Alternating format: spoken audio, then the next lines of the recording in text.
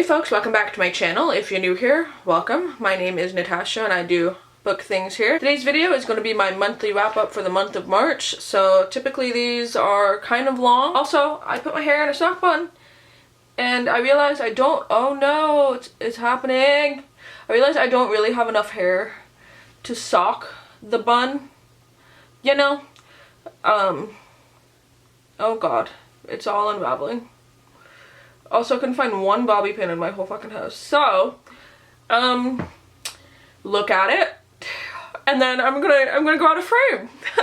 Perfect. 85% of this is covered by like one hair. These tend to go a little bit long, so you know, if you want to grab a drink. It's before noon. I'm drinking rose gin and bitters because some days are days, and other days are days. Natasha of 2019. Give you guys my little charts and stuff that I work on throughout the month. Love them, they're my favorite. So for the month of March, you'd think that I'd read more given that it was longer. Nope. Kind of slumpy this month, mostly because of my star picks. Some of them are over here. I invested some time into some books that I didn't like and that I DNF'd, and so I got more reading done than what these 9 books really are, but I DNF books. In total, I read 9 books this month, which is 3,751 pages, which is about 121 pages a day. So I'm happy with it. I read some really good stuff this month. Speaking of star ratings, I'll pop them up here. Nothing under a 3.5. So again, a really solid month where I'm picking the things that I think I'm gonna like and I end up liking them, which is, again, awesome. 2 3.5-star books, 4 4-star books, 1 4.5, and 3 5-star books. And I kind of said at the beginning of the year, I was worried about just throwing 5 stars into the air, you know, like just you get a 5-star and you get a 5-star. I just like books, and I'm not gonna feel bad when I rate something a 5 if it pulled that like emotional response out of me. That's that. So the entire month totaled is a 4.2 if you give like the overall month rating, which is really, really good. So next I'll flash up genres. I love seeing what genre everyone reads. So I had 3 contemporary, 1 dystopian, 1 paranormal, 1 romance, 1 sci-fi, 1 other, which was manga, and then 1 graphic novel. So again, heavy on the contemporary. Makes sense, I guess. I don't know. 3 of those were adult books and 6 were YA. And then all of the books that I read this month were physical format. Also, my years went like this. I actually had 4 2019 releases, which is amazing, which ones I actually went out and bought and read this month, which is good. Plays into the fact that I have some 5-star books. I go and I buy the books that I think I'm really gonna like, and typically I really like them. Then I had 2015, 2016, 2009, 2018, and 2017. So I did not read any Stephen King in the month of March, and I miss him. I miss him so much. I need him back in my life. You know, Daddy King needs to make an appearance in April for sure, because I miss him. Get into my books. I'm gonna rate them from the 3.5 stars up to the 5 stars. So I don't even feel comfortable saying lowest rated books to highest, because really all of them were almost a 4. Like, those are all greatly above average for me. Anything above a 2.5 is above average. So the first book that I rated 3.5 this month was sort of in a really anticipated read for me, and that is On the Come Up by Angie Thomas. This is a signed first edition, so I splurged a little bit for the signed copy because I thought it would make me feel special, so I did it. So this follows the story of a 16-year-old named Bree. She's living in the same place where The Hate U Give takes place, if you've read Angie Thomas's previous book. I thought they would be tied together more than that, but that's kind of how they relate. Bree basically wants to be a rapper, and so she's participating in like rap battles and going into the ring and battling and stuff like that. And then it talks sort of about how, like, you know, her living situations and like the people she interacts with plays into that. It has a good discussion of, you know, what it means to come from poverty and try to make something for yourself, and like the rap game, the music industry. The thing is I read this physical, and I think I probably would have liked it a little bit more had I listened to the audiobook. If you have listened to the audiobook of that, let me know. I really liked her raps and when she goes into the ring and battles, but I would have loved to have heard it, like if in the audiobook it's rapped, then that would be that would be really good to like, I don't know, that would be really nice to listen to. I really loved Angie Thomas's dialogue. Like, she kills dialogue in books. It was just, I found this to be, not that I wanted it to be heavier and more emotional, like I didn't necessarily want it to be The Next Hate You Give or anything like that. I just, I find I didn't connect as much with this book as I did with her previous one. That being said, I still think it's a wonderful book. I definitely loved it because I do like rap music. I do listen to primarily like rap music. I'm not claiming to know everything about everything, God no. It's a genre of music I like and I enjoy, and I often will find myself like deep diving on YouTube and watching rap battles and stuff, so.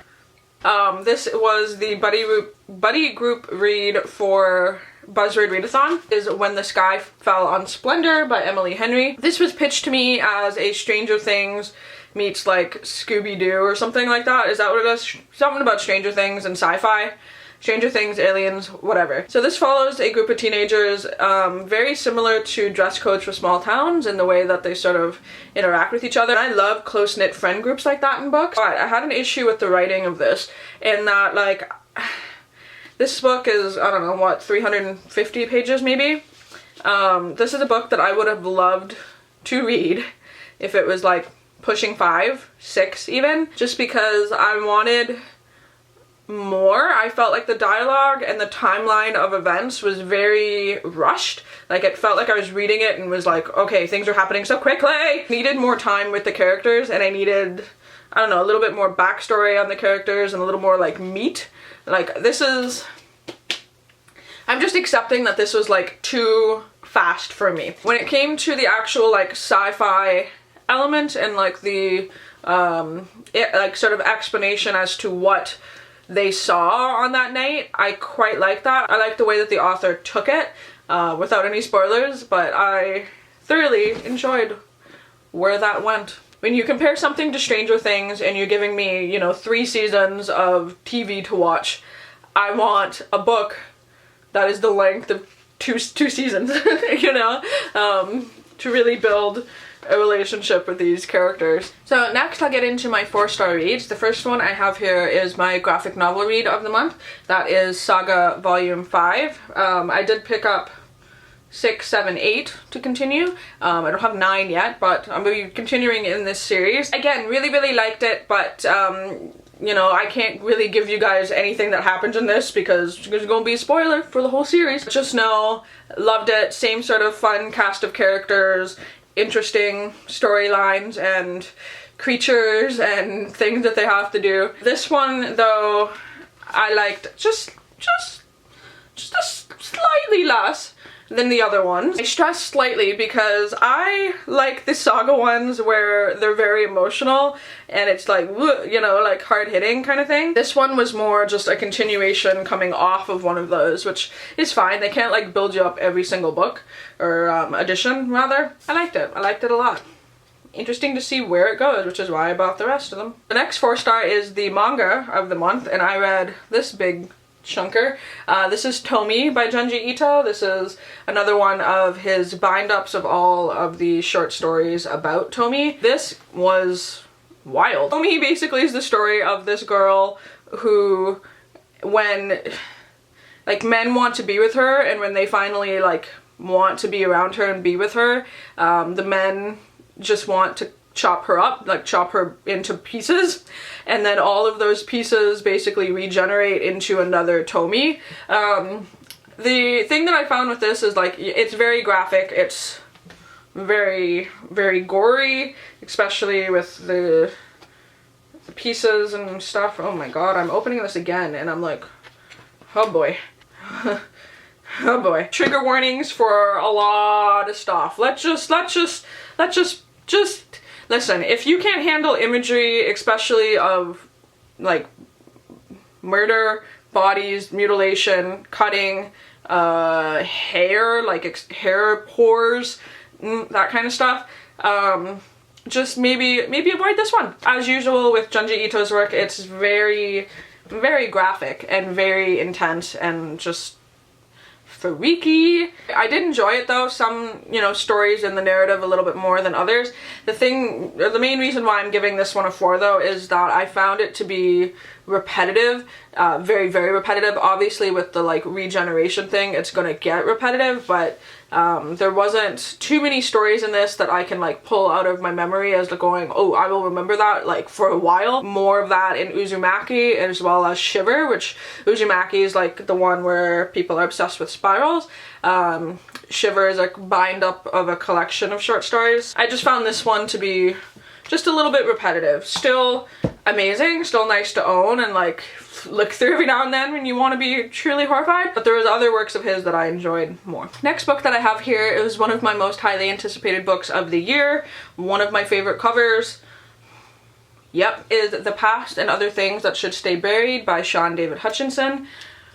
Ooh, this book is real fun. I ended up labeling this as a paranormal because while it is like YA contemporary, it does have like a paranormal-y kind of twist. Basically, this follows Dino, who his parents work at like a mortuary funeral home, and they do like makeup for our bodies and stuff and prep them. I think I mentioned in another one of my videos, that really interests me because when I was in makeup school, and aesthetic school, it was the #1 thing that my teachers wanted me to pursue, was going and doing mortuary makeup on bodies. And I went, no thank you. I'm like, I don't want to do that. You can't make me. I think at the time I had just had experiences with dead bodies that I just was like, no, I don't want to deal with that right now. So I just went, no thank you. So this follows Dino and his, he's dealing with that as his like life and whatever, and then his friend July passes away suddenly, and so he's left to sort of prep her body. Quickly realizes that she is not dead. Where the story goes from there is a lot of fun. It's hard. And see, here's the thing, and this is one of the reasons why I love Sean's writing so much, is that he like wove together this story of friendship, grief in ways that, and here's why I'm getting deep thinking about this book. I don't want to spoil too much, but it's funny and it's hard and it's a look at friendship, but it's a look at friendship from both the perspective of someone dealing with the grief and loss of their friend, and that friend dead dealing with the grief and loss of the living. I don't know how else to describe that other than that. Know that like all of that combined makes for a beautiful, beautiful book. There were some things in this that I did not like, that I did not care for. There's been a lot of talk that July is not a likable character, and she's not. She's really not meant to be. And again, I didn't like some of the things that were said in the book. I don't know, it kind of affected my rating just because I read it and I went, ugh. This is so much more layered than I thought it would ever be. Like, I thought we were just gonna get like a My Friend's a Zombie book, and it ended up being a lot deeper than that, if you pull that from it, which I think, I don't know, at least I did. Do recommend, especially if you're looking for a book that tackles grief well. So next one is a 4.5 star, almost a perfect book, but again sort of falls into, just a couple things that the characters said and did that I went, okay. That is One Day by David Nichols. Oh, this is a romance book, and I had not been spoiled for anything that happened in this, and I'm not going to spoil you guys for anything that happened in this. Just know that it is a story about two people who meet, and they have one important day each year, and then that day is followed throughout the course of their relationship and their lives. I love this. I love romance books like this. I just do. It's something about it. It's just seeing those like little glimpses of people's lives for that one day, whether they're together or they're not, or if they are, what they're doing and how they're interacting. Love it. I cried at this. Not even gonna lie. Yeah, I cried. I was angry for some characters. There were times where I thought some characters were douchebags and assholes and just like, oh god, like, and then I hurt for other ones. I liked it. I liked it a lot. Do I suggest it? Yes, I do. If you want a good romance, do recommend. And then lastly, I'm gonna get into my 5-star books in the month, all of which I loved for various reasons. All of them are kind of different, so just know that I rate them 5 stars, but I rate them 5 stars on entirely different things. So some are light, some are dark, you know, whatever. I'm gonna get into my light one, which I'm so happy is a 5-star. It was one of my scared to read in case I didn't like it books, but I loved it. That is The Geography of Lost Things by Jessica Brody. I don't think it's a surprise to anybody if you've been watching my channel for a minute to know that I love road trip books. They're some of my favorite books to read. This one, excellent, fantastic. One of my new favorites for sure. So this follows the story of Allie, who due to different circumstances ends up with this car. It is a, let me double check, it is a 1968 Firebird convertible. She ends up with this car and she ends up having to drive it to you know, help solve some problems, but she can't drive stick shift and so she enlists the help, or he kind of stumbles in to help her ex-boyfriend Nico. And this book ticked so many of the boxes of not just a road trip book. It's just, I don't know, I read these road trip books like this and I go, oh god, this is what I want to write. You know, a little bit of money problems, little bit of family drama, a little bit of grief, a little bit of like, you know, just turmoil between the two characters, and then a whole lot of fun along the way. There's a really interesting concept in this, which is the, I forget what it's called, the, oh god, what is it, like trading up, where like you have a paperclip, but you trade that paperclip for an elastic band, but then that elastic band is going to help this person and that person gives you this, and then as you progress you like build it up, and like you trade up until eventually you end up with thousands of dollars and like a typewriter or something, you know? I love that. I love that they put in that little other thing in here. Typical with road trip books, they give you that high and give you the lows and a nice like character arc, and I just loved it, okay? I loved everything about it. And just when I was like inhaling this and loving it, they throw out like a Bigfoot reference.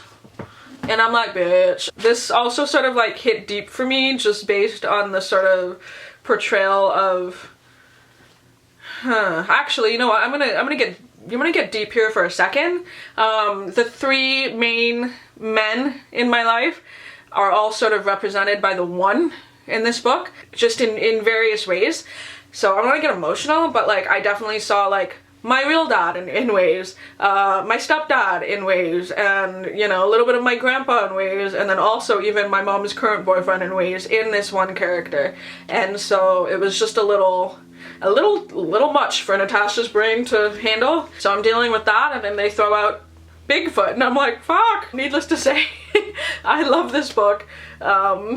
It may not be everyone's cup of tea just because you might not have that like connection with it that I did, but I did, so whatever, it's 5 stars and I loved it. Alright, and then the last 2 books I have here, it was so hard again out of those 3 actually to pick my favorite book of the month, as I have like a chart to track my favorite book, and when you have 3 5 stars, which one do you pick? So real tie between these 2. So both are hard hitting, but the one that I have here is, ooh. I don't want to cry in this video, but like I feel like I might. So the book here is Internment by Samira Ahmed, and this book, yeah. So I finished this just maybe 2 days before the, I don't want to get too into it, but the shootings in New Zealand.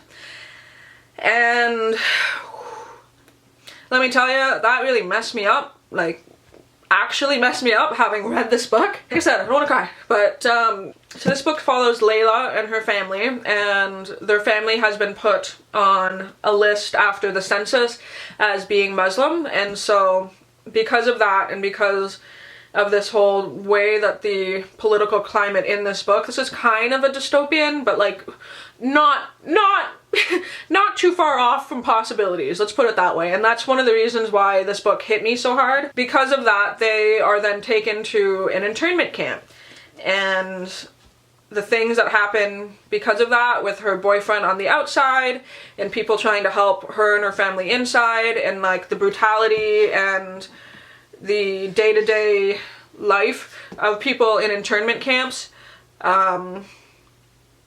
This book was really impactful, and I cried several times while reading this. I cried several times thinking about the possibility of this book existing after, and then, you know, a real life event takes place that mimics some of the things in this book, and it just, I kind of was just shattered as a human being, right? Ooh, yeah, okay, I'm gonna cry.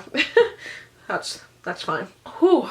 Oh, yeah, this book gave me a lot of feelings, a lot of emotions, and it's incredibly powerful, horrific, but then also in the book, hopeful. And that's important to know, that there is a little bit of hope in this as well, regardless of, you know, what is happening in this. And yeah, I think everyone needs to read this. Everyone needs to read this. And then lastly, but not leastly, another 5-star book, hard-hitting, one that sort of like blew me out of the water again, that I cried again. Oh, God, this month. Oh man, how do I even talk about this then, after talking about that? This is The Nowhere Girls by Amy Reed. Whew, this book, why is this not on everyone's radar, first of all, number one? More people need to be reading this and talking about this, because the way it's written, the subject matter, amazing. So this follows 3 girls, one who is new to town and her mom is a liberal pastor, basically. Second character is a queer punk Mexican girl living in like a conservative family. And then the third character is a girl who falls on the autism spectrum. And then those 3 characters come together, very different backgrounds and stories. They come together to form this group called the Nowhere Girls to seek a little bit of justice, a little bit of discussion, group, whatever, to help, I guess, combat the rape culture in their high school, and the things that have happened to this other girl in their town previous by the boys in this high school. And let me tell you, there are some, you know, massive trigger warnings for sexual assault, rape, discussions of it, but at the same time, if that's something that you can read in books, please do read this, because this is an amazing discussion at what it means to be a girl. What it means to be a girl with the incredible presence of rape culture and what that means. Yeah, there was a lot of moments in this book that I had to just kind of stop and like reread some stuff. There's those 3 perspectives, there's a couple other perspectives in this, and then there's the one perspective in here where it's like the girls. And so it will jump like short little sentences, but it'll be like, you know, while this thing is happening, this girl is dealing with this, and this girl is dealing with this, and then this girl is dealing with this. And it takes a look at the fact that, you know, not all girls have the same experience. They form this group to discuss, you know, the men in their high school and boys in their high school, yet there's discussions of, well, I want to have sex and I enjoy it, and, well, I'm a virgin, how does this apply to me? And, well, that girl is a slut, that girl has had more sex, and, you know, the girl on girl slut shaming and what that means. And oh man, this book, there's a lot in this, and let me tell you, I have never read a book quite like this, and I hope to hell there's more of this. And this is something that yeah, this, again, you guys need to read this if it's something that you can handle, obviously, because there's a lot of trigger warnings. Please tread lightly with this book. Let me know if you've read it. Let me know how you thought about it, because this is a book that I have not heard enough people talk about, and now having read it, I'm like, ooh, more people need to be talking about this book. But yeah, I have talked long enough. My ice is melted. I'm gonna let you guys go. That was my reading month for the month of March.